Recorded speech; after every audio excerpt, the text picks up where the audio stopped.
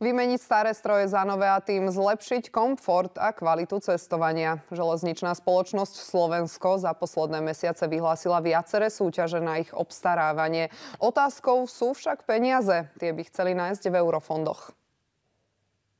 Nové lokomotívy, voznie či jedno- a dvojposchodové vlaky. Národný dopravca to všetko plánuje nakúpiť s cenovkou prevyšujúcou 1,5 miliardy eur. Aj keď je toto taký extrém, že zase toho je strašne veľa, ale z nášho pohľadu je lepšie mať v šuplíku pripravené projekty. Je prirodzené, že pri čerpaní eurofondov alebo iných zdrojov financovania je vhodné mať pripravených viacero alternatív, čo nám zaručuje flexibilitu nielen pri výbere financovania, ale tiež pri výbere vhodného riešenia. Len na vlaky pre diaľkovú dopravu by potrebovali viac ako 600 miliónov eur.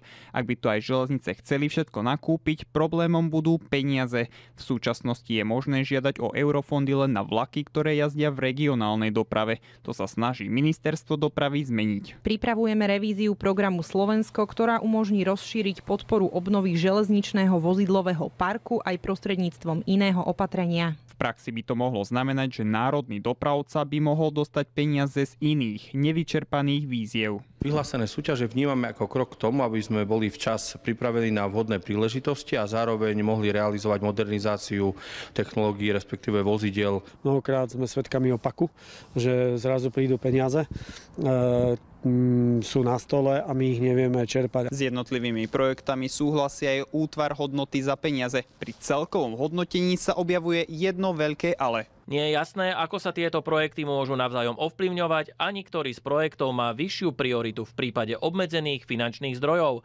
Prioritizovaný investičný plán pre investície nebol v čase hodnotenia projektu zverejnený. Samozrejme, medzi železničnou spoločnosťou Slovensko a ministerstvom dopravy prebieha komunikácia o prioritách v oblasti železničnej dopravy. Podľa železníc rozhodnú o prioritách na konci dňa aj tak peniaze, ktoré reálne dostanú.